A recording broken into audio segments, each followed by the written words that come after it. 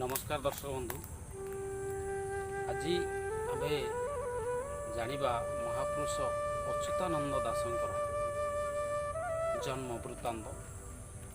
महापुरुष अच्युतानंद दास होउजंती जगन्नाथंकर एक रूप कहले अत्युक्ति हब नहीं। महापुरुष अच्युतानंद दास होउजंती जड़े गोपाल घर पिला।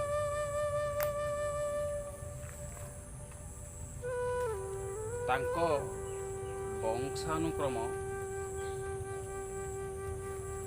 जगन्नाथ मंदिर रे काम करुथिबा हेतु तेणु तांकु उपाधि दिया। तांको बापांक नाम थिला दीनबंधु खुंटिया। ये खुंटियाटी तांकु उपाधि रूप में मिलता एवं तांको जेजंक नाम था गोपीनाथ महांती। ये भी मध्य उपाधि रूप में मिलता तांकु। महापुरुष अच्युतानंद दास 1484 मसीहा 892 साल रे जन्म ग्रहण करथिले। सालेपुर थाना स्थित कटक जिलार तिलकणा ग्राम रे से जन्म ग्रहण करथिले। तांकर जन्म वृत्तांत हेउची तांका बापांकर संतान संतति नथिला। से माने जगन्नाथंक श्रीमंदिर रे कार्यरत बा दायित्व बहन करथिले। तांकु पुरीर राजा दायित्व रे रखिथिले। दिनकर कथा तांकर जेतले संतान संताति नथांती से तो अच्युतानंद महाप्रभुंकर बापा होचंती द्वारपाल श्री जगन्नाथ मंदिर द्वारपाल। दिने अभिमान रे भगवान को कहिले, प्रभु मु आपणकर सेवा नेबा करुची किंतु मो कोलर गोटे संतान देल नाही। भगवान यही कथा शुणी तांकु स्वप्नादेश देइथिले जे कि आसंता काली गौड़ कुंभ पाखरे जो शिशुट देखिब ताही तुम कोलरे जन्म लाभ करिब। एहाकू शुणी दीनबंधु खुंटिया बहुत खुशी होते एवं परदिन सकाळे भगवान का स्वप्नादेश मुताबक से गरुड़ कुंभ पाखरे देखिथिले जड़े शिशुकू, नवजात शिशुकू जोपरी देखिथिले अविकल सेहीपरी तांकर भविष्यत रे पिलाटी हला। पिलाटी कर्मश बढ़ी बढ़ी 8 वर्षर हला। पिलाटी एते सौंदर्यमय होइथिला जे तांकु सुंदरानंद नाम रे तांको बापा माँ डाकुथिले।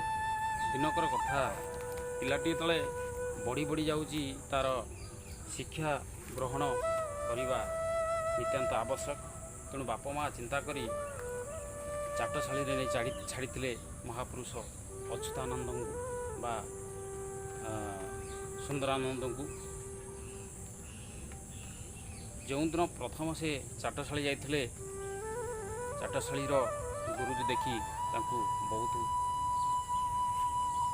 खुशी होते, कारण एते चतुर पिला एते सौंदर्यमय पिला देखी से हतबाग हो जाइथिले। तांकु प्रथमे 3टी सुन ब्रह्मा विष्णु महेश्वर देइथिले एवं से 3टी सुन को मड़ईथिले एवं तापर जो गुरुजी तांकु अ देले से सेतळे गुरुजी पचारे ए अ आसिला कौटी, ए अ आसिला केउटी, यार अर्थ जानिबा को गुरुजी को बारंबार प्रश्न करथिले एवं गुरुजी रागिकी गोटे बेतर पहाड़ देथिले।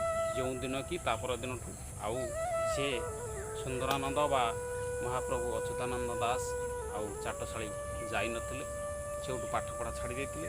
ତାପରେ ଯେତେବେଳେ ତାଙ୍କର ପିତାମାତା ତାଙ୍କୁ ବାରମ୍ବାର କହୁଥିଲେ ଯେ କି ପାଠ କାହିଁ ପଢ଼ିବାକୁ ଯାଉନୁ, ସେ କହିଲା ଯେ ମୁଁ ସବୁ ଶିଖିଯାଇଛି, ସବୁ ଜାଣିଯାଇଛି, ମୋର ଆଉ ପାଠ ଆବଶ୍ୟକ ନାହିଁ।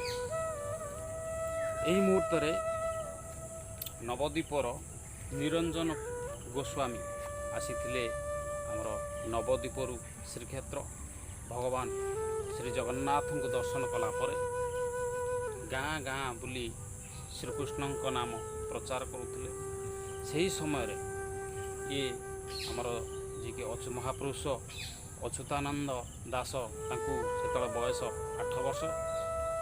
ସେ ବି ପିଲାଙ୍କ ସାଙ୍ଗରେ ଖେଳୁ ଖେଳୁ ବା ଗାଁ ଗହଳିରେ ବୁଲୁ ବୁଲୁ ସେ ବି କେବଳ କୃଷ୍ଣଙ୍କ ନାମ କୃଷ୍ଣ କୃଷ୍ଣ କୃଷ୍ଣ ଏଭଳି ନାମ ନିଏ। ଅଲୌକିକ ପ୍ରତିଭା ତାଙ୍କ ଦେହରେ ଉଦ୍ଗୀରଣ ହୁଏ, ଅଲୌକିକ ପ୍ରତିଭା ତାଙ୍କଠି।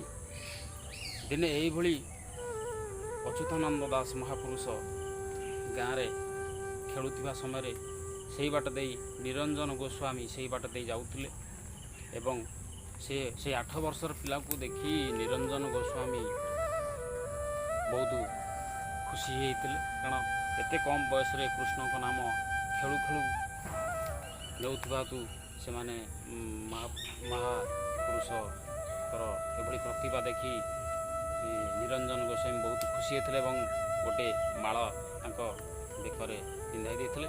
ସେ ମାଳ ପଡ଼ିବା ପରେ, ତାଙ୍କ ବେକରେ ପଡ଼ିବା ପରେ ଏମିତି ଦେହର ଶିହରଣ ଜାଗ୍ରତ ହୋଇଥିଲା ଯେ ତା ପର ମୁହୂର୍ତ୍ତରେ ମହାପୁରୁଷ ଅଚ୍ୟୁତାନନ୍ଦ ତାଙ୍କ ବାପା ମାଆଙ୍କୁ କହିଥିଲେ ଯେ ମୁଁ ଏଇ ଗୁରୁଜୀଙ୍କ ସହିତ ବା ଏହାଙ୍କୁ ଗୁରୁ କରିବା ସହିତ ମୁଁ ତାଙ୍କ ସହିତ ନବଦ୍ୱୀପ ଯିବି। ଏହା କହି ଜିଦି ଧରିବା ଫଳରେ ତାଙ୍କ ବାପା ମାଆ ମଧ୍ୟ ତାଙ୍କ କଥାରେ ରାଜି ହୋଇଥିଲେ ଏବଂ ଗୁରୁଜୀଙ୍କ ସହିତ ପଠାଇଥିଲେ ନବଦ୍ୱୀପ। ନବଦ୍ୱୀପ ଗଲା ପରେ ବା ନବଦ୍ୱୀପରେ ପହଞ୍ଚିଲା ପରେ ସେଠି ଦେଖିଲେ ଯେ ଶ୍ରୀ ଚୈତନ୍ୟ ଜନ୍ମଗ୍ରହଣ ସେତେବେଳେ କରିସାରିଛନ୍ତି ଏବଂ ସେତେବେଳେ ତାଙ୍କ ନାଁ ଗୌରାଙ୍ଗ ଅଛି। 2 ବନ୍ଧୁ ବା 2 ସଖାଙ୍କର ସେଠାରେ ସାକ୍ଷାତ ହେଲା। କିଛି ଦିନ ରହିବା ପରେ ପୁଣି ବିଚାର କଲେ ମହାପୁରୁଷ ଅଚ୍ୟୁତାନନ୍ଦ ଯିଏକି ପୁଣି ଜଗନ୍ନାଥ ଧାମକୁ ଫେରିବେ। ତେଣୁ ତାଙ୍କୁ ସେତିକିବେଳେ କହିଥିଲେ ଯେ ଶ୍ରୀ ଚୈତନ୍ୟକୁ ଯେ ଆପଣ ଆମ ଓଡ଼ିଶାକୁ ଆସନ୍ତୁ ଏବଂ ସେଇଠି ବି କଥା ଦେଇଥିଲେ ଅଚ୍ୟୁତାନନ୍ଦ ମହାପ୍ରଭୁକୁ ଶ୍ରୀ ଚୈତନ୍ୟ ଯେ ଆପଣ ଯାଆନ୍ତୁ, ମୁଁ ଦିନେ ସମୟ ହେଲେ ଦିନେ ନା ଦିନେ ଯାଇ ପହଞ୍ଚିବି ଶ୍ରୀ ଜଗନ୍ନାଥ ଧାମରେ ଏବଂ ଏଠାରେ ହିଁ ଦେହତ୍ୟାଗ କରିବି। ଏଭଳି କଥା ଶୁଣି ପୁଣି ଗୁରୁଜୀଙ୍କ ସହିତ ଫେରି ଆସିଥିଲେ ଓଡ଼ିଶା ପ୍ରଦେଶକୁ। ଏହା ଥିଲା ଅଚ୍ୟୁତାନନ୍ଦ ଦାସଙ୍କର ବାଲ୍ୟଲୀଳା। ତାପରେ ଯୁବକ ଅବସ୍ଥା ହେଇ ଆସିଛି, ବିବାହ ପାଇଁ ଆଦୌ ସେ ରାଜି ହେଉନାହାନ୍ତି। ଏହି ସମୟରେ ତାଙ୍କ ବାପା ଦେହତ୍ୟାଗ କରିଦେଇଛନ୍ତି। ସର୍ବଶେଷରେ ମହାପ୍ରଭୁ ଅଚ୍ୟୁତାନନ୍ଦ ଦାସ ମଧ୍ୟ ମା କଥାରେ ରାଜି ହୋଇ ବିବାହ କରିଥିଲେ।